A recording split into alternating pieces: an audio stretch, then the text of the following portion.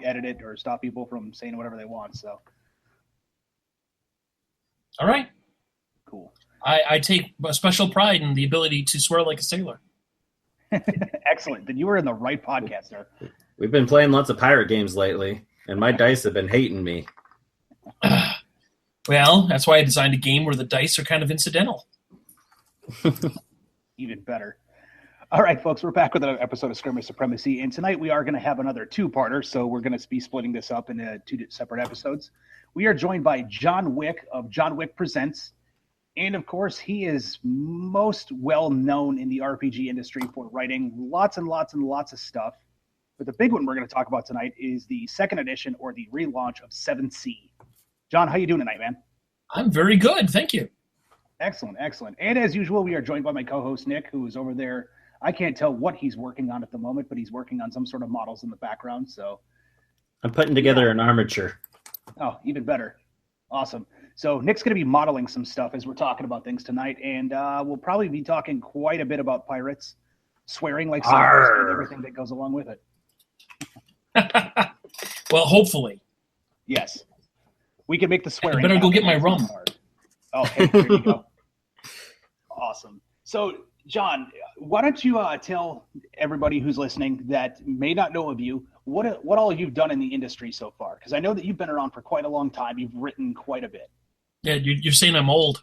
Not really. No, I wasn't going to go. Well chronicled. How about that?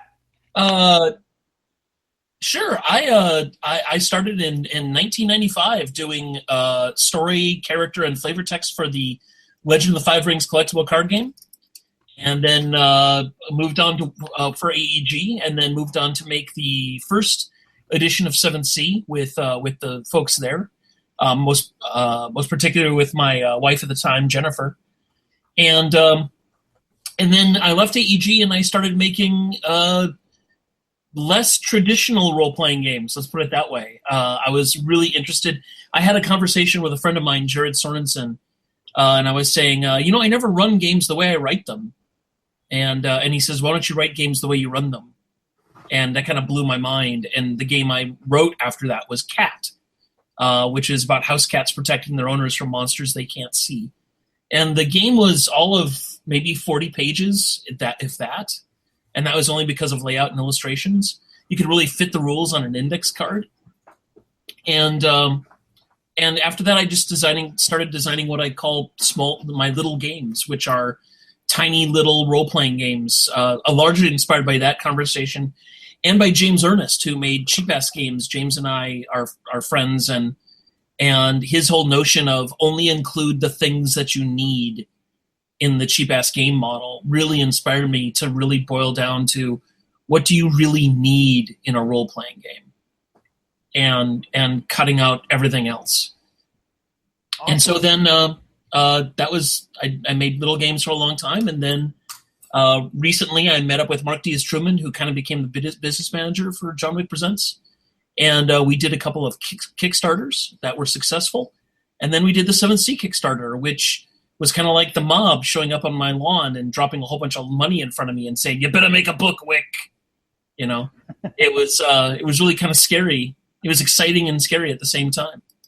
Fantastic. So, for the listeners out there that have never heard of 7C, clearly they can gather from it it's probably some sort of pirate/swashbuckling game, but it is quite a bit more than that. So, John, why don't you tell us a little bit about how you came up with the 7C and some of the different things that you're kind of, wanted to take it in a new direction, or even improve upon the old one.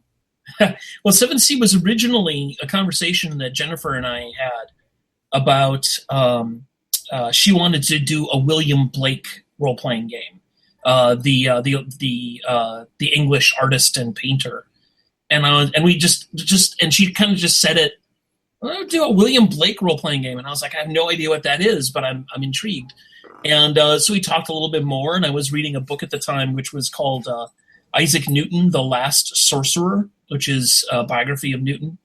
And I walked into John Zinser, the head of AEG's office, and I said, I want to do Isaac Newton, Man of Action, is what the original pitch for 7C was. And so it was really it was a Restoration Age and not a Renaissance role-playing game. But a lot of people say, "Oh, it's the Renaissance," and I don't know where Americans get their sense of history, but the Restoration takes place like 200 years after the Renaissance. So anyway, it's a Restoration Age role-playing game. It takes place in the late 16th century. In the late 17th century, and it's not only about pirates, but it's also about Alexander Dumas' France or Richelieu's France. It takes place in Medici / Machiavelli style Italy that's gone completely mad. It's all of that neat stuff that takes place in the 17th century, which is the age of swashbuckling and just before the golden age of piracy and the beginning of espionage, of real espionage in Europe and secret societies and all that kind of stuff. So all of that stuff all boiled into one really neat time period. And that's what 7th Sea is trying to capture. So yeah, it is pirates, but it's also spies, and it's also secret cabals and Freemasons and musketeers and all of that kind of stuff, all rolled into one. Awesome. So, I'm sure a lot of people have, when they think of games like this, especially since you're kind of teetering on that edge of, history and fantasy, a lot of people think, D20 based. Like, so many people are so familiar with D&D, but you designed your own system from the ground up. So what kind of system did you design for 7th Sea? Because you did say in the beginning, like, dice are kind of incidental. Yeah. Well, I have reached a point in my game design, in my RPG design career, I guess you'd call it, where random failure, I'm just not interested in random failure as a storytelling technique anymore. The whole whiff factor thing. There are role-playing games that I could play, and I won't mention any names, but their initials are D&D, where I can play a 20th level thief, because I don't play rogues. I don't know what a rogue is. I know what thieves are. A 20th level thief trying to pick a lock, and there is a 5% chance that I'm going to completely bumble it and hurt somebody else in the process, right? And depending on because the way that most target number games scale, it's not a 50% chance. It's usually a 50% chance. Regardless of what level you are, the target numbers go up. They scale with you. And so Generally, you have about a 50% chance of failure with a 5% chance of fumbling completely and wrecking everything. Well, geez, don't I feel like a hero? I got a 50% chance of fucking up? Woo! That sounds great! Right? So a lot of my games have used dice in ways that don't indicate success or failure, but instead indicate who has narration rights. So, for example, if you were to take a game, let's not mention names, but its initials are D&D, where if you're rolling for a skill roll and you're really high, the player determines whether their character succeeds or fails and how. And if you roll low, then the GM decides how your character either succeeds or fails, right? So rolling isn't about success or failure. It's about narration rights. And in that way, when you do that, and originally I saw that in Jared's game Octane, and I stole it for my game Houses of the Blooded, which is kind of like it's Atlantean blood opera tragedy. So it's a game about failure. It's a game about failing. And I was like, how do you encourage players to fail? Well, you reward them for it in the game. So the currency of the game, the hero point or the Benny or whatever you want to call it, it's called style in Houses. You get style for failing, for choosing to fail. And once players are not only rewarded for it, but they have the power to narrate it, they can say how they fail, they suddenly turn into Indiana Jones, where he's failing all the way through the movie, but somehow still moving forward, right? Right. And that sounds about right. Now that you say it that way, I think Indiana Jones pretty much fails through the movies. He does. In the first movie, there's a great bit where there's a meme running around where Indiana Jones is completely unnecessary for the plot of Raiders of the Lost Ark, because in the end the Nazis get the Ark and they open it and the Ark kills them. He could have failed at the very beginning. He's unnecessary to the plot. right? I think the only thing he did is he figured out how to turn the sundial to shine down to. Yeah. So he actually helped them. He actually helped them get the. Right. So anyway, and the other really good example Jared used for his Inspectors role-playing game, this is Ghostbusters. If you watch Ghostbusters, they fail all the way through that movie. Yeah. Right? And failure is an interesting literary device, but most role-playing games are focused on success, and getting better and getting better and getting better. When drama requires success, failure, hills and valleys and all of that. And if role-playing games are trying to emulate the literature that we read, which we say is the goal, then role-playing games should reflect that. They should reflect success and failure and up and down, right? Yeah, absolutely. I could agree with that, because there's a lot of times where, the interesting things that you remember sometimes for games are, when you're either won against all odds and you've got that 5% chance of success and you make it and you're like, oh my God, that's amazing. Or those times where it's like, you always remember like the things that you really fail at that were critical. Because that's part of the drama is, again, like I should have been able to do this and I didn't. And this is what happened because I didn't. Yeah. And now we all have to react because of that. Yeah. Failure should be interesting. And so in 7C, for example, it's very difficult for your character to fail. It's really difficult for your character to fail because you're supposed to be a big swashbuckling hero. Right. Right. And so in the game, we have a rule called the I fail rule, which is before you roll dice, you can say, my character fails and this is how it happens. Wow, and you get rewarded for it, right? So failure happens, number one, when the player wants it to happen, or number two, when the GM bribes the player and says, hey, if you fail, I will give you this hero point, right? And number three, it happens at interesting moments that are under the player's control. So the player can go, it would be really interesting if I failed right now because this would happen and this would happen and this would happen. And it wouldn't be an accident. It wouldn't be you're fighting the kobold and the kobold rolls a 20 and you die. Yeah. Oh, great. This is, yeah. Can we go play Talisman now? Because we're essentially playing the same thing, Yeah, basically. Just one has more boards to set up than the other. Yeah. But I guess let's talk about that a little bit. So we could choose to fail. Yeah. And the dice are just kind of so if that's the case, then like how do the dice play out? Like obviously, like I might be very good at swashbuckling, but I am a bullshit for a sailor. Like you don't want to trust me around rigging, ever. Yeah. Where it's like if for some reason we're playing the game and I'm rigging something, like do I have like a slight chance of success or like that 5%? For using the D20, I guess if you want to call it comparison of succeeding, where normally it's like I am doomed to make this fail. Yeah, it's a different way of looking at role-playing games as cooperative storytelling, right? Because if they are cooperative storytelling, then we should be making mechanics that reward and encourage storytelling. Now, if it's just a tactical miniature simulation, great. Let's make rules that encourage a tactical combat simulation. But you can't have both. Right? I mean, you can, but then you got a game that's trying to do two different things and not doing them very well. Right? It's the whole, this game can do anything. Well, that means it doesn't do anything very well. Yeah, and then on the same token, like you end up doing what a lot of people consider railroading, where it's like, well, this is what I have laid out, so therefore this is what we got to stick to.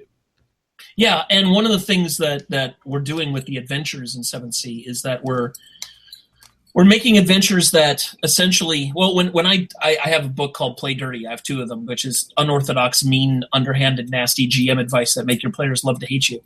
But the general gist of Play Dirty is don't have a plan, right? You never have a plan. You have contingencies. So when you when you make your campaign, you don't go to the players and say, I have this campaign and you should make characters for this campaign.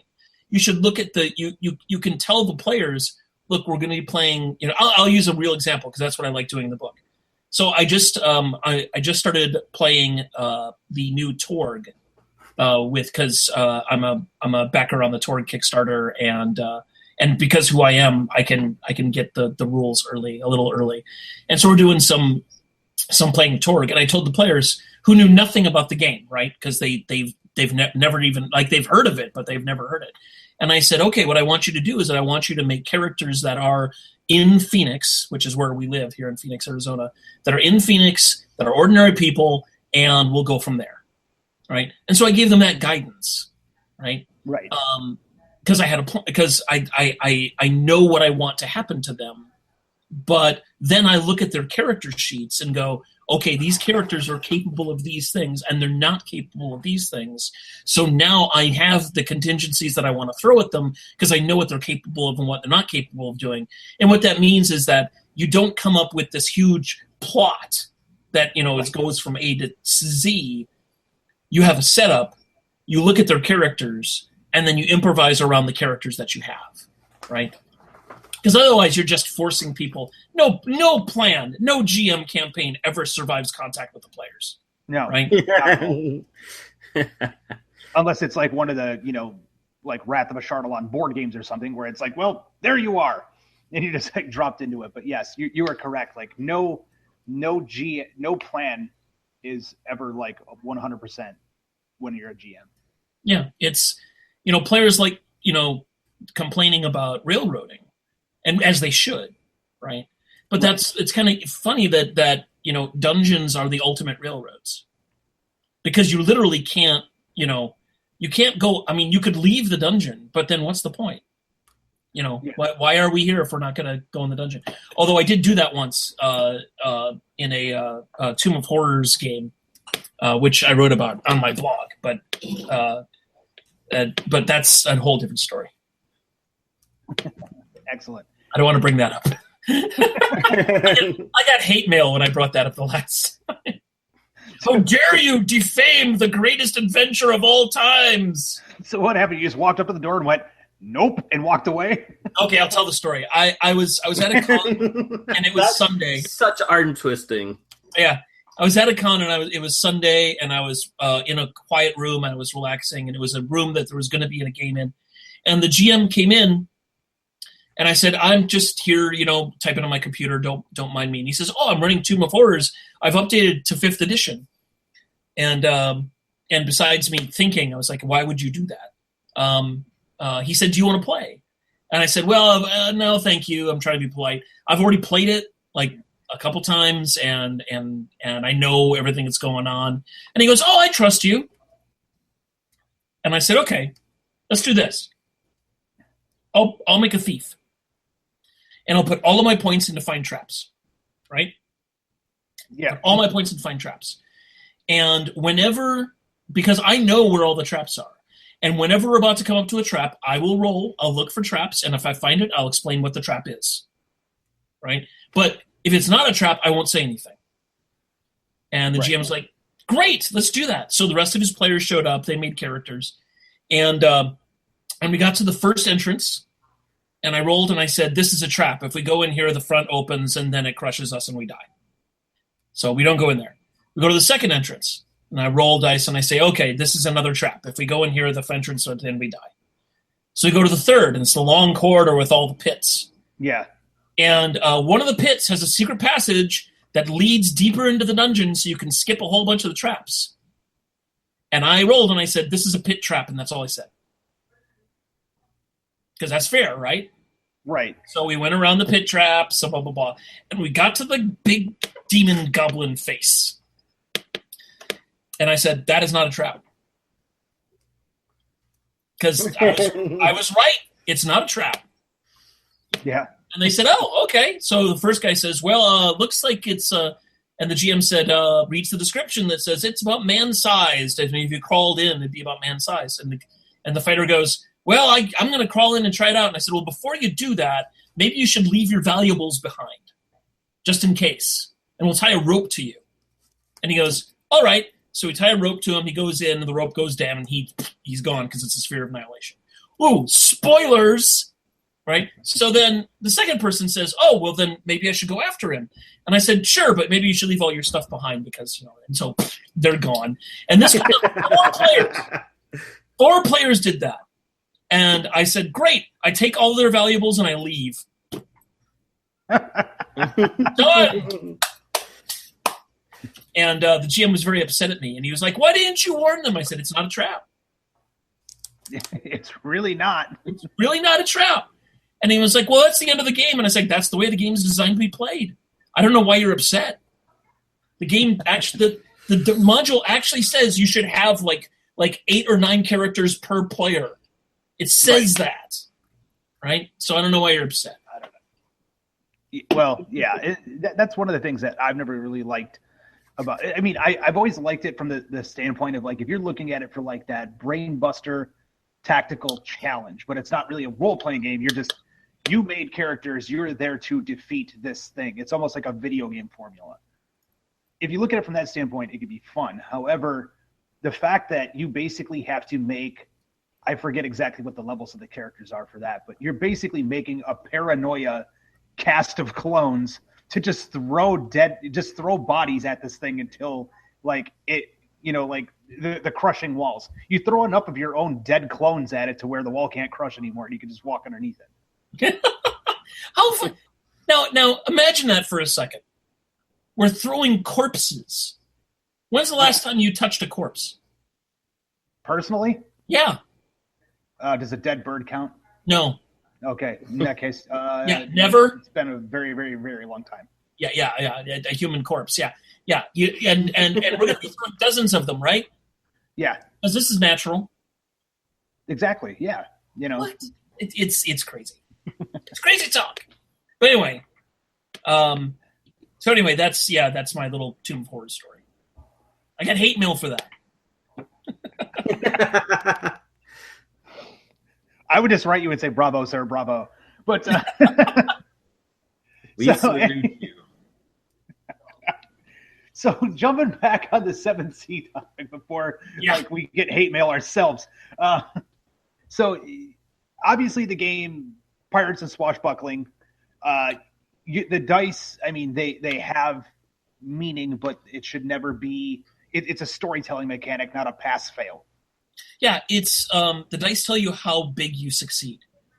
Okay. Right? So you roll a whole bunch of D10s. You make sets of 10, right? So you have a 1, a 4, and a 7, or a 1, 4, and a 6. That makes 10. You have a 3 and a 7. That makes 10. You have a 5 and a 5. That makes 10. And each of your 10s are successes, are rays, which is an artifact from the old game. Okay. And then what happens is the GM says, let's take a step back. So the GM says, all right, here is the scene. There is a room. It is on fire because it's 7C, and the room is always on fire. And there is a purloined letter from the Queen of Avalon that's being used to blackmail her that is over on the desk that is dangerously close to the fire. And you need to get that letter. And the villain is running away with the kidnapped prince. He just jumped out the window. And there's a bunch of guards up on a balcony that are firing muskets at you. Okay, so what do you do? And so players say, well, I'm going to do this and this. So essentially the players roll dice, and then each of their raises gives them one action that changes the scene. So, for example, I use a raise to say, I grabbed the letter. It is no longer in danger of being burned, right? Or somebody else does a raise and says, I tear down the tapestry and I put out the fire, right? And so, right. and then certain actions require more raises than others because they're more difficult than others, right? Sure. And so that's essentially the way the game works. It's not about success. It's about how much success do you have? And a lot of times it's about making choices. You have enough raises to do A or B, but not A and B, right? Right. And then because you didn't accomplish B, now there's a complication in the scene. And you do complication building and to create drama in the scene. And that's how the game works. So it's like I said, it's not about success or failure. You can choose to fail. You can say, I choose to, I'm going to spend my raise, or before I roll, I'm going to say that I fail. I don't get any raises at all. And the chandelier rope, which is on fire, breaks and hits me and knocks me out. Right? And I say, okay, well then the guards take you captive and bring you to the villain. Oh noes! Right. I would hate that for that to happen in a swashbuckling novel, right? Yeah. So I mean, that's the that's how the game works. Okay, cool. So in a way, it's more along the lines of like per set of 10 you roll, you get to do an action that is favorable, for at least favorable for you. Well, it changes specifically, and this is really important language. It changes the scene, right? Right. Okay. And the reason that that's important language is because it could change the scene for better or for worse, and you get to choose that. Okay. Cool. So let me ask you this from a game master standpoint, because again, I'm sure a lot of the listeners are far more used to like your traditional, role playing experience, D&D, things like that, to where, let's say the game master sets the scene. The villain jumped out the window with the prince. There's a letter that could blackmail the queen on the desk. The building's burning down. You got musketeers up on a balcony shooting at you, and as a GM, it's like you set all that up. Like that's your scene. Yeah. Using Vampire the Masquerade terms. And so as far as that goes, as the GM, do you ever roll any dice or do you ever get your own raises in order to affect the scene? Or this is what it is. If these guys shoot you, this is how hard they hit you. Go. Yeah, the GM rolls dice when villains are involved. Okay. Right? And villains are the big heavies, right? You've got brute squads who are, the scene in The Princess Bride when Inigo Montoya and Count Rugen meet for the first time, and he says "You killed my father, prepare to die," and Count Rugen says, "Well, capture the dark one, but kill the rest of them," right? Right. And the four guards charge forward, and without breaking eye contact with Count Rugen, he kills the four guards, right? Right. And I saw that scene when we were designing 7th First Edition, and I said, I want players to be able to do that in my game. Okay. And so what we have is a mechanic called brute squads, and brute squads are groups of guards or assassins or pirates or whatever that rush you, and there's a whole bunch of them. And each of them has a rank, so there's like a rank 5 brute squad, which generally means there's 5 guys in the brute squad. And taking out a brute squad is a number of raises equal to the strength of the brute squad. Okay. So you roll your swordsmanship, or you roll you roll your weaponry plus your finesse. You get 6 raises. There's 4 guys in the brute squad. You go 1, 2, 3, 4, and use the last 2 dice to intimidate Count Rugen. Right. Okay.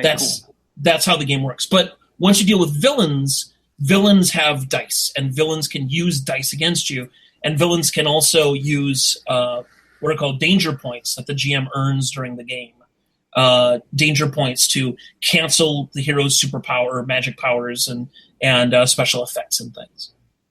Okay, cool. So at that point, it's kind of like I hate to use the term boss fight, but that's really kind of what it is. Where it really is what it is. Yeah, it's a boss fight, and it's.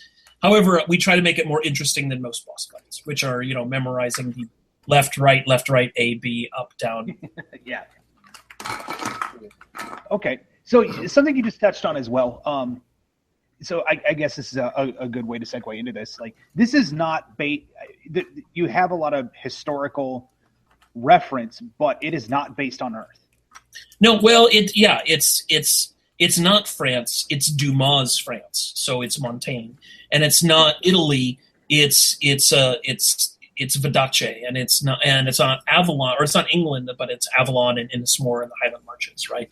So it is a fantastic version of Europe, and because of that, we get to play with a lot of things. Historically, we would not be able to put, for example, an analog for Queen Elizabeth on the throne of Avalon, right? But we want to do the Return of King Arthur type thing in Avalon, and essentially Avalon is Spencer's fairy queen, right? With instead of a sword, she has a cup, right? Because she's Arthur, but she's a woman, so she doesn't have the big phallic symbol. She has the feminine symbol of the cup, right? Right. And it means that we couldn't be able to do Peter the Great and Catherine the Great at the same time, right? And that's what we wanted to do for Usura, was do Catherine the Great and Peter the Great at the same time and have them fighting over the fate of the nation and things like that.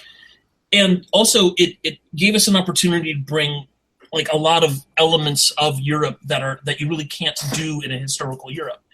One of the themes of 7th Sea is that because it's a world of kings and queens, that we expanded the idea of the Mallory Arthur, where if the king is well, then the land thrives, and if the king is ill, then the land suffers, right?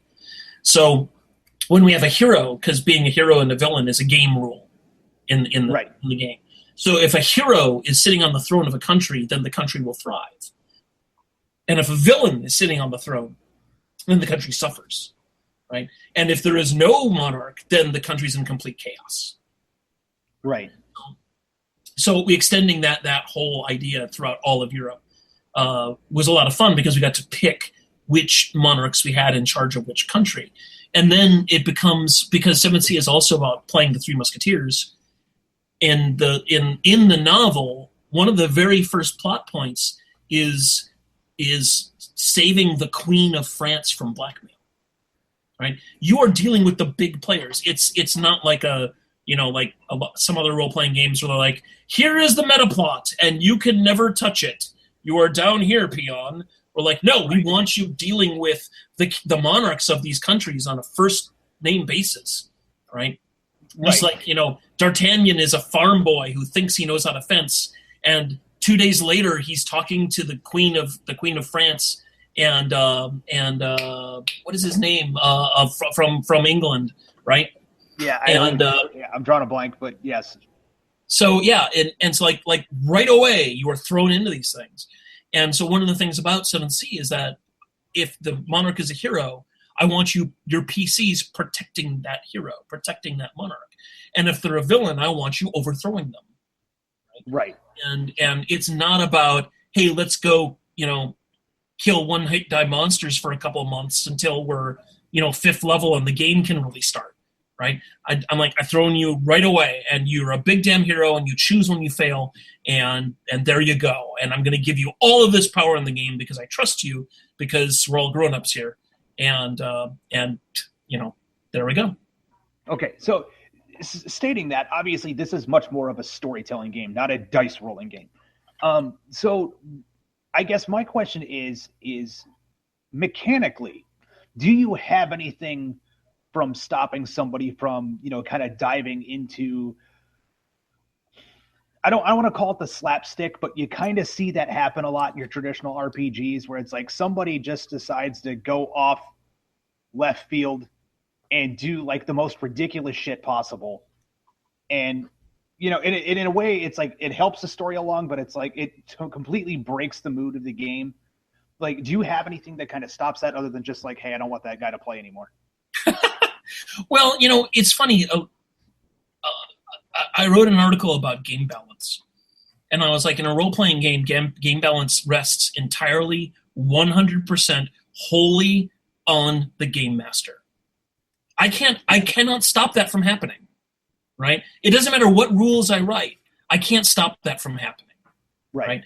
And I hate rules that tell you how to play the game. Right? Okay. What I will do is I will make rules that encourage you to play the game in certain ways and discourage you from playing the game in other ways. But I will not make, rules that control your behavior, because I just, they're so heavy-handed.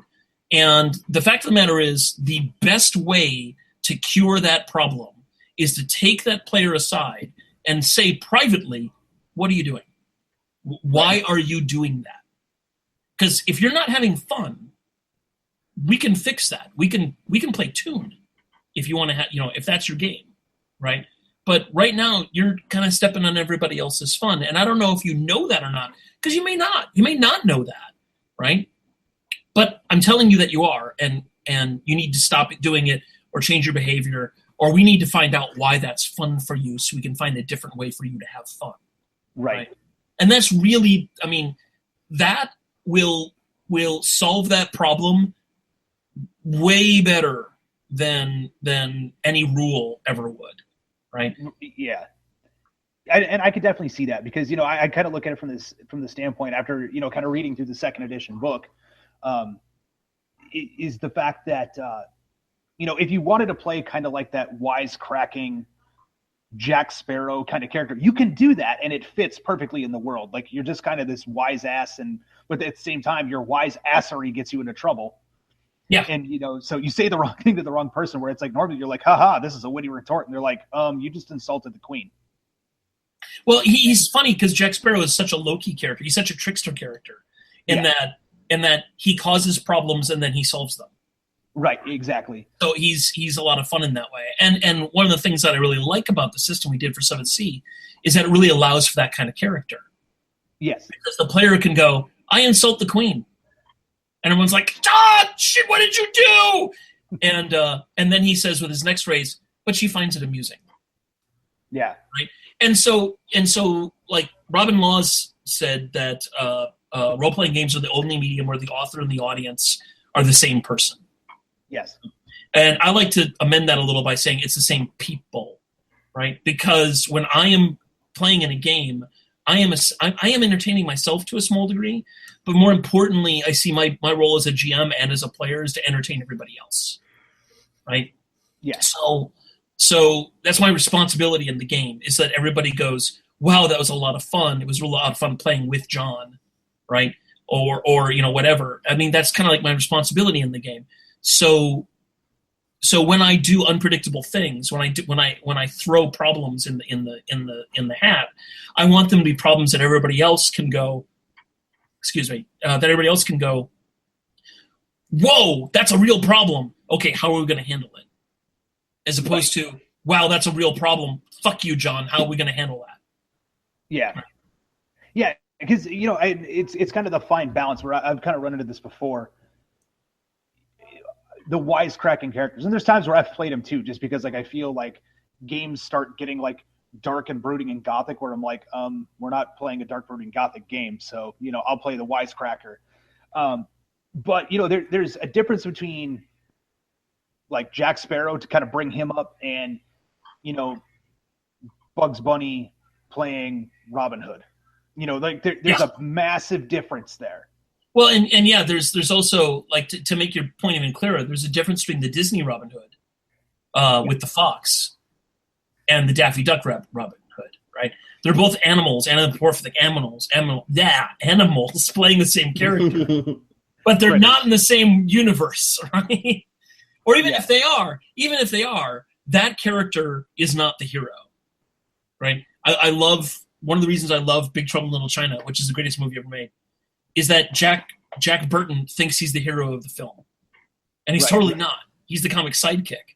But that's what's so funny about it. Right? Right. And you can also make the argument that Jack Sparrow is not the hero, even though he becomes the hero of the movies. And I think that's one of the reasons that the movies fail, is because Jack Sparrow is not the hero of those movies. Will is the hero of the movie.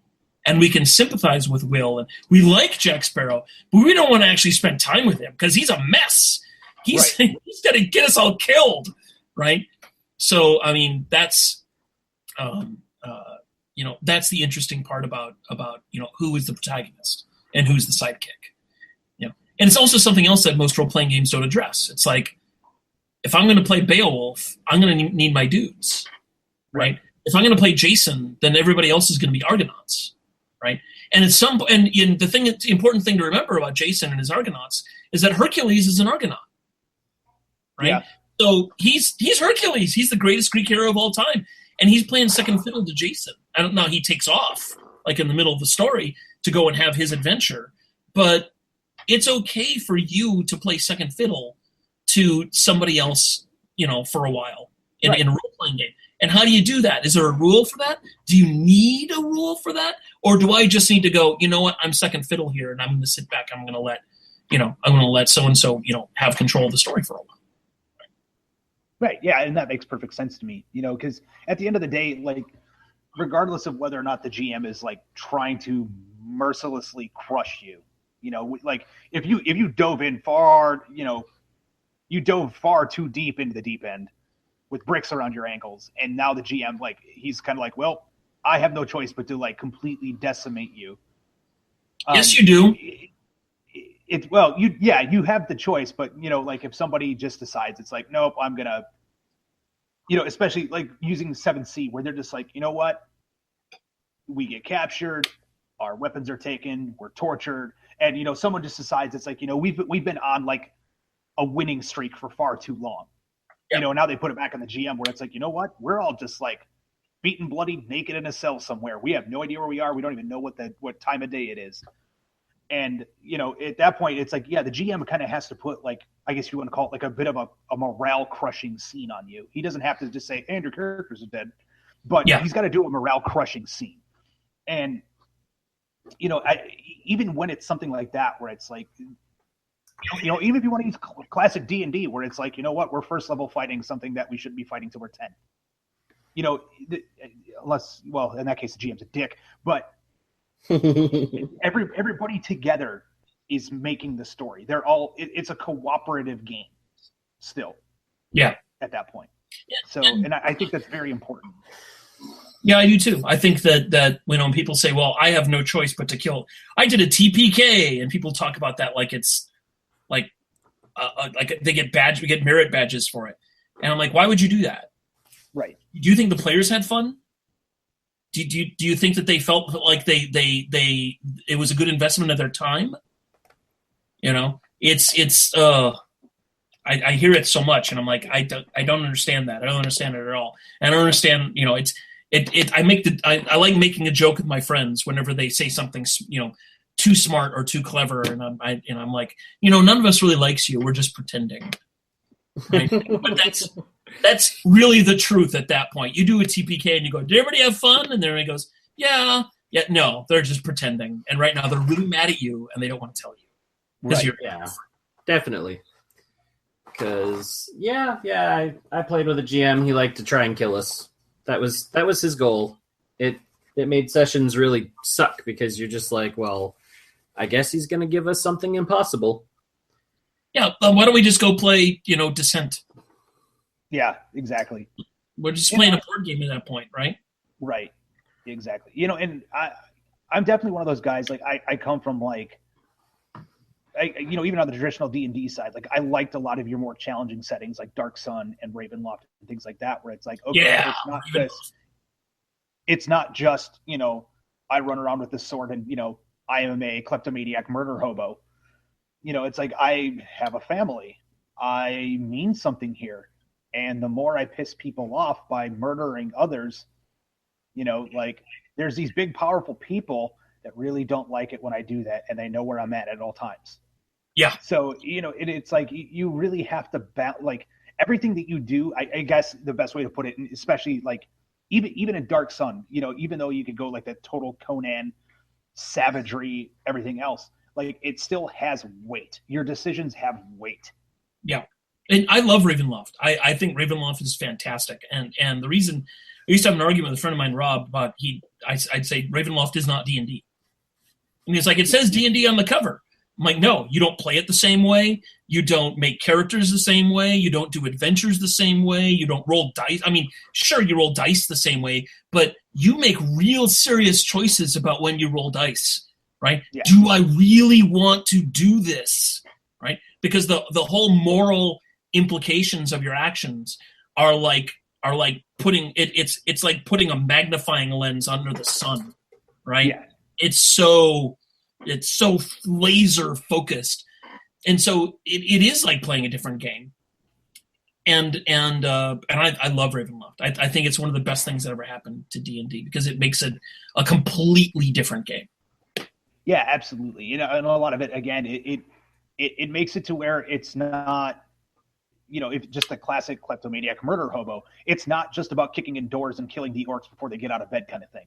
It is, a lot of it comes down to the fact that a lot of adventures, even like the classic ones, going back to 2nd edition, where it was like you still only got experience from murdering things. They changed that up, and it's like, you know what, we're in like this court setting, and depending upon how you react to different things in there, will actually give you experience the same way if you were murdering things. Yeah. And I think I'm trying to remember. I think it started in Feast of Goblins.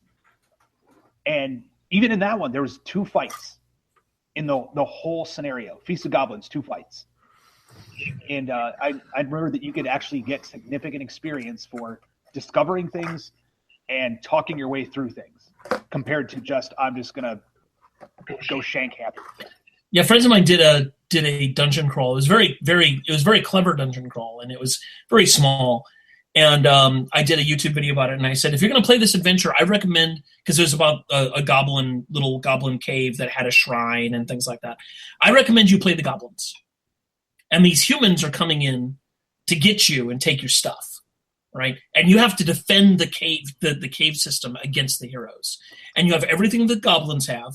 You can't have any extra equipment. You can't have any. No, you get what the goblins have and play the adventure like that. And better yet, have the DM playing your characters. Yeah. So when they show up and the fighter pulls out his +3 whatever sword of killing people who don't look like me, he goes up and starts massacring the goblins. It's going to be great. It's going to be awesome. The +3 sword people killing people who don't look like me. They can call it a profiler. That's actually a weapon I'm going to make next time we play D&D. I'm going to call it the profiler. +3.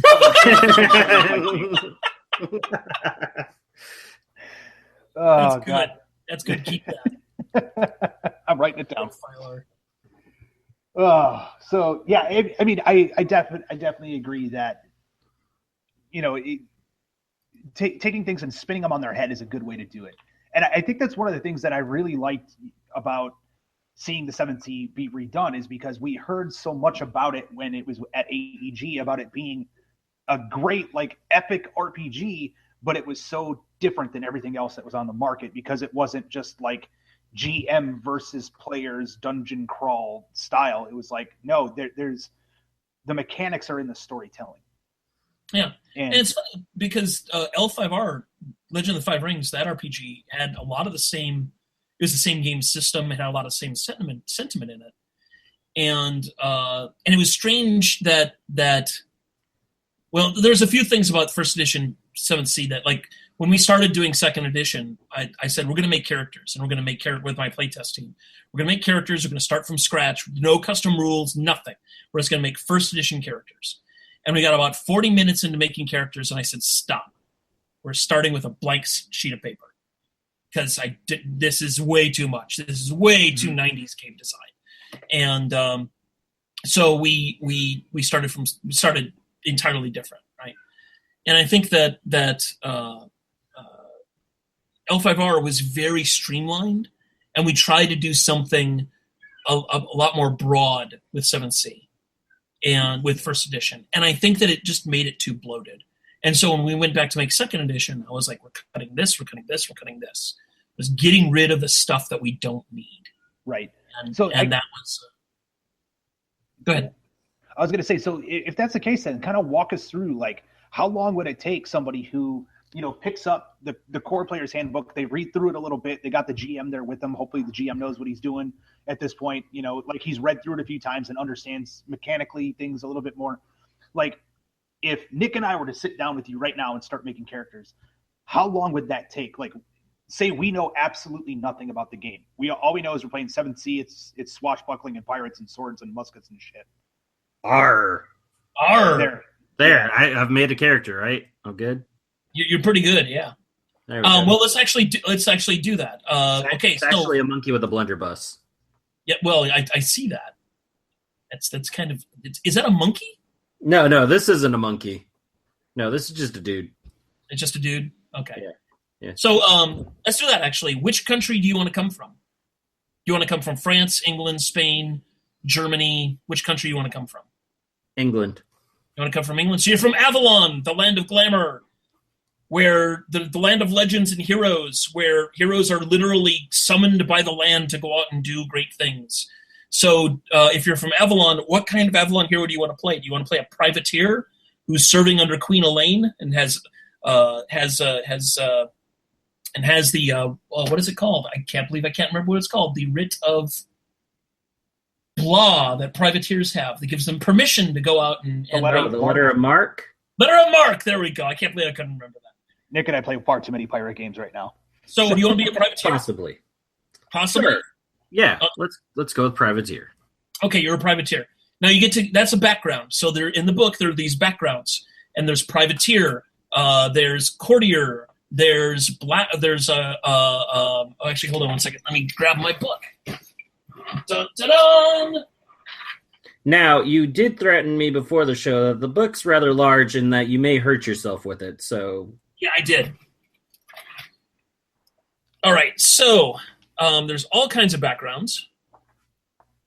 And there are things like archaeologist, because we have lost civilizations in our world. Aristocrat, army officer, artist, courtier, cavalryman, criminal, farm kid, duelist, engineer. So you can be because one of the things I wanted in the game is I want to be a gentleman scholar, or I want to be a pirate courtier, right? So what are the two backgrounds that you want? You can be a privateer and a performer, or a privateer, and you can also have the glamour magic of Avalon, which is pretty cool. Allows you to summon the juice of a legend type thing. So what do you want? Let's go with privateer archaeologist, you said? Yes. Sounds good. Awesome. So you are a privateer archaeologist. That means you get these 4 advantages and you get these skills. And you just write those down in your character sheet. And then, okay, your turn. What do you want to be? What do you want to be? Let's say that I'm from the German continent. I don't remember the name of it for the life. You're from Eisen, the land of, and Eisen was the victim of the War of the Cross, which is the big 30-year war thing, and it's like completely just mud and blood right now, mud, blood, and beer, right? Yeah. And that means that the wall between our world and other worlds is thinner, which means monsters show up. So there's a lot of monster hunters in Eisen. There's also you can also be a privateer or a pirate, which would make sense since your buddy is a privateer. Right. So to make things easier, why don't you be a privateer and a monster hunter? Yeah, I was thinking kind of something along those lines where it's like, before I was a privateer, monsters came through, murdered my family, hate monsters. So this works really well because it means that you two are on the same ship. One of you is going to be the captain or the first mate or whatever. And that means that when you go do your archaeology thing, there could be monsters or awful things in these old forgotten ruins that are down there. So you have a monster hunter with you that goes and does that. So as a monster hunter, you're going to get, as a monster hunter and a privateer, you're going to get 4 advantages. And you're going to get a little list of skills. And then you get 5 points to spend on more advantages. So you can go through the thing and pick the advantages that you want. They all go from 1 through 5. So you can pick 1 really expensive one or 2 or 3 less expensive ones. Right. And then you're done. Let's go play. Fantastic. That's pretty much it.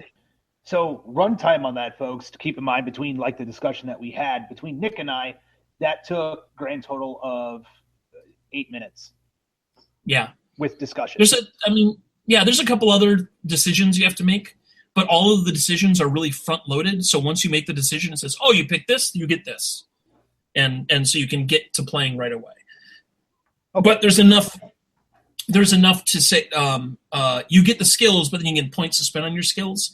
So even if you pick the exact same backgrounds, 2 backgrounds, the way you spend your skills is different. Okay. So you can customize. Excellent. That. Okay, so in a way, like even if Nick and I were making like twins, for example. Yeah.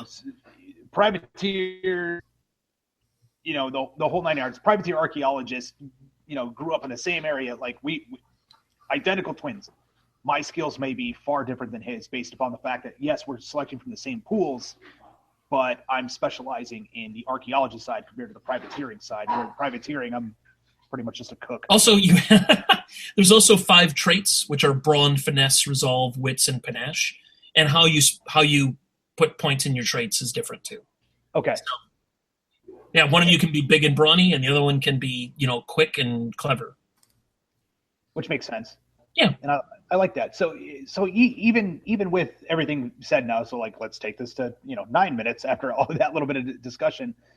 So you're going to spend your points here and there. So let's say overall, if we sit down together with the GM, character creation for a party of 4 should take no longer than 15 minutes tops for new. Pretty much. If everybody's got everybody has access to the book. Right. And then obviously if the GM brings pre-generated characters just to make it easy on the player's first bat, explaining the rules should take 10 minutes tops? Yep. It's pretty easy. You roll in first edition, it was you roll your trait plus your skill, but you only keep a number of dice equal to your trait. That was the original first edition. In so this one, L5R. It was exactly like L5R. In this edition, we did a thing called What Would Errol Flynn Do? Because that was our motto. So, for example, the Fate Witches in the game, my lead designer Mike asked me, can Fate Witches use Fate magic while they're in the middle of a duel? And I said, well, Fate magic is this really tricky thing. It's really kind of, and he interrupted me. He said, what would Errol Flynn do? And I was like, yes, Fate Witches can use Fate magic in the middle of a duel. Because Errol Flynn. Right? So when we were coming up with the new rolling system, instead of trait plus skill keep trait, we were trait plus skill keep everything. Because that's what Errol Flynn would do. He'd keep all of his dice. As a matter of fact, he'd take some of yours and and go from there. Right, which makes perfect sense because at that point, it's the full Monty, and it's just like you said, the more 10s you roll, the more awesome you are at what you did. Yeah, or the more sets of 10 that you roll. Mm-hmm. And I take it there's no such thing as exploding dice. So if you roll a 10 on a D10, you don't roll it again. Oh yes, you do. Oh really? Okay. Yes, but only if you have the right advantages or if your skills are high enough. The higher your skills get, the more dice tricks you get. Okay, cool. So it's not like some plebe that barely knows how to read a map suddenly is like, oh, I just discovered this lost temple. Yeah. Well, if you do, it's because you stumbled across it, right? Right. And everybody goes, what did you do? I think I found something. Right. Yeah, he's not going to be like, oh, yeah, so here's this lost city we've been looking for forever. Like, he's not all like matter-of-factly looking at a map and be like, oh, yeah, there it is. Yeah. So in a way, like it still kind of creates like a limiter. So it doesn't fall into that, I guess you want to call it the D20 roll category where you got a 5% chance of always failing and a 5% chance of always succeeding no matter what. Yep. Okay, cool. Yeah, Pippin can't kill Sauron with a lucky die roll. Yeah. And if you want that to be part of your game, that's fine. You can have that. I don't want that part of my game, so I don't design games that way. Right, and that makes perfect sense to me. Well, and it makes perfect sense if you're the guy who's like, no, I want Pippin to be able to kill Sauron with a lucky blow. Okay, that's your game. That's the game you want to play. And I'm not going to tell you you're wrong. You shouldn't like that kind of game. No, but I am going to say I'm going to give you my reasons I don't like that kind of game. But you can keep on going to play. Yeah, which makes perfect sense. So with that, obviously we've talked a lot about 7C. You've hinted at the fact that there's magic in it. How so? We now know it's a fantasy setting. Like it's got its roots in history where you kind of pulled the rule of cool from every nationality that you wanted without having to worry about like being historically accurate, and you dumped it into the setting in order to make it very much an Errol Flynn overload. Yeah. So how many books do you have total right now that are currently out for second edition? Because I remember that you guys used to have a ton of books for the original edition. Well, the first book is Heroes and Villains, which has a whole bundle of heroes and a whole bundle of villains for players to either use the heroes as characters that just like, I'm going to play this person today, right? Or for the GM to use as NPCs. And it's also got a bunch of new hero and villain stuff in it. There's an advantage that I really like in it. There's a mechanic in the game that allows you to redeem the villains. So you don't have to fight them, right? And there's an advantage in the Heroes and Villains book that makes it easier for this character. And Okay. I really like that mechanic a lot. We also have the Pirate Nations book, which has our all of the stuff that you would want for a pirate campaign, right? And it's also the first book that takes place outside of Thea, because when we did first edition, it was kind of like this rule, like, well, there's Thea, but there's nothing beyond it, and you shouldn't be concerned with anything beyond it. And like the very first thing we did was Pirate Nations. Here's a whole bunch of stuff that's outside of Thea. Right. And then we did Nations of Thea Volume 1 or 2, which are the deep dives into the nations. And they have a whole bunch of NPCs and things to use. One of the things I've seen a lot of people use, a word I've seen a lot of people use that I don't like, is metaplot. This game has no metaplot. Right? It is a snapshot of Thea in 1668. Okay. And everything that comes after that is completely up to you, right? And you can change things and all that. Nothing is going to... when you buy a future supplement, nothing will have changed from a previous supplement, right? So you don't have to like keep up. Like what's going on with the metaplot? There is no metaplot. None. Right. Which makes sense, because you want people to be the heroes in their own story, not exactly. Again, going back to the whole metaplot thing, you don't ever want it to have this like unobtainable goal. Yeah, that doesn't happen. So so there's Nations of Thea Volume 1 and 2, which is the deep dives. And we're just finishing up the Crescent Empire, which is another book that's outside of Thea that I'm really excited about. You're breaking up. Oh, am I breaking up? You're breaking up. Hello? I'm still here. Yes.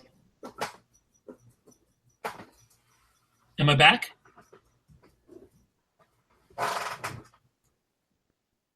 Hang on a second. Oh, there it is. Oh, yeah. Okay. He just muted himself real quick. I think he was having issues with his microphone. So Anyway, so you're working on a couple other books. Yeah. Got the Crescent Empire. That's the lands just to the east of Thea, and I'm really excited about that book because that book also with the New World, which is all about Mesoamerican the Mesoamerican cultures, and the colonies, which is all about the North American cultures. And I'm really excited about those because they're written by people who like have anthropology degrees in the subject, right? Nice. And they're going to be, one of my proudest moments as a game designer was when I was at Gen Con with the 7th Sea book. And there's a picture in the book that's gotten a lot of controversy, which is the two men in a passionate kiss, right? Yeah. And people have said, why is that in the book? Why is that in the book? And I said, I'll tell you why that's in the book. Because at Gen Con, when I was signing books, the book was put in front of me on that page. And there were two men there who said, we would like you to sign this page. And I said, yeah, I'd be happy to sign that. I have to get a different pen, but I'd be happy to sign that page. And they said, thank you for saying that we can be heroes in your game. Yeah. And I was like, that's why that picture is in the book. You know? And that is exactly how I want everybody to feel about Thea, is that you can be a hero in this. You are a hero in this world. So when we do things like the Crescent Empire and the New World and the colonies, it's not going to be here's Thea and then here's these other places. Right. Right. And this is where the brown people live. Right. Right. It's not that.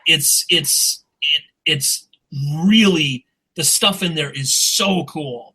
And I can't wait for people to see it for the first time. So I guess diving into that, like, I know you said this is where the brown people live, and yes, it's more of a joke than anything else. But like, will you have, I guess, like some pseudo xenophobia amongst the different cultures, especially like, you're coming from like Thea, which is predominantly white, and then they're going to what would be like Mesoamerica, and they're like, I've never seen this before. What is this? Like, yeah, is there going to be some of that in the game? Obviously not like in your face, like blatant racism. Like, you don't ever want to publish that in a game, but like having some of that, like, you people are very weird. Yeah, and it's been a really heartfelt discussion about how to represent that in the game. And my initial pitch for the New World was, for example, that Cortez shows up and he goes, "I am Quetzalcoatl," and Quetzalcoatl goes, "No, you're not," and just squishes it. Right? That's awesome. And so what I wanted to do is I told Mark, who has a Latino heritage, right? I was talking to Mark and I was like, look, what I want to say that the Spanish sent conquistadors and Castile sent archaeologists, right? Right. And so when they do show up, they go, "Hey, look at that tree, look at that turtle. There's people here. Okay, what are we gonna do?" Right? And we all know what actually happened, right? It was awful. It was one of the most awful moments in history, right? And I want to communicate to players that moment hasn't happened here yet. Right. But it sure can if you don't stop it, right? So that's the idea that I wanted. We all know with all of Thea, when Thea encounters all of these other cultures, these cultures have been, and one of the things that a lot of people don't know is that Europe gained a whole bunch of technology from encountering the Native American people and the Mesoamerican people and all that kind of stuff, right? Right. It's like, hey, look, they're doing this weird thing with farming. You mean we can grow more than turnips? Real like technological advances, right? And so I want people to that shadow of that possibility is always there. And it hasn't happened yet, but it really could. And because we have that knowledge, you can use it as a GM and as players to create real tension and drama in the game and peril, peril. Absolutely, because I could definitely see that as being a thing. Because even if you shift, over to that, and like let's say that everybody else is playing very European characters, and I come straight out of like I am an Aztec warrior. I'm a jaguar. I'm a jaguar hunter. Yeah, I'm a jaguar hunter, and I use this obsidian club that is just as sharp as your sword. I may not look like I'm all fancy when using it, but I will straight fuck you up with this thing. And people are looking at you like, what is going on with this guy? And it's like, how do you like bringing that together? And, in a way, like having that same shadow of like, all it takes is that one asshole to come over here and thinks that he's better than everybody else to try to take over. Have you ever seen Brotherhood of the Wolf? Yes. Okay. When he brings his Native American buddy with him and he kicks everybody's ass. I pointed at that and I said, that's what we need. It's a hero is a hero is a hero.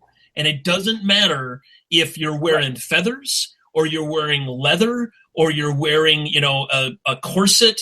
It doesn't matter. There's a picture in the book of a woman, like a Montaigne woman in a wig with the corset and everything else, and she's catching arrows out of the air. Right? Yeah, I saw that. And I was like, what the hell's going on here? That is perfect. It's absolutely perfect. Everybody in the game is a hero. Everybody in the game is a hero. And when your character shows up from the New World, and the smart-ass villain goes, well, obviously he is a primitive fellow and blah, blah, blah, blah. And you're able to like speak articulately and kick all kinds, 13 kinds of ass. Right. Right. Everybody gets to be a hero. Right. Marissa Kelly, our art director, she said about that picture, she says, John, I want to have, she didn't ask me permission. She said, I want to have a picture of two men kissing in the book. Are you okay with that? And I said, only if we have two women kissing in the book and a man and a woman kissing in the book. Right. Like everybody, because what I want is someone to come up to me and go, why did you put this picture in my book? And I will go, are you asking me, is this a kissing book? Right. Is that what you're asking me? And because that happened at Gen Con more than once. I was very happy about it. Yeah, so you always have the people that focus on that one piece, and it's like, did you bother looking at the rest of it? Yeah, did you look? No. No, they didn't. How dare you? Awesome. So, folks, we're actually going to take a break here, and then this will be the end of part 1, and we'll be starting up with part 2 the following week. Unless you're a Patreon listener, then you get it all in one shot. You're just going to hear us babble in between. But we're going to be talking next about his upcoming Kickstarter of a game called War of the Cross. Thanks for listening to another episode of Skirmish Supremacy. To see more of the antics that Nick and I do, you can check us out on Facebook at Skirmish Supremacy. We also have Twitter, which we can be reached at Skirmish Supreme, because apparently Skirmish Supremacy does not fit in Twitter. And if you want to email us directly, you can reach us at tim@skirmishsupremacy.com or nick@skirmishsupremacy.com. Thanks for listening.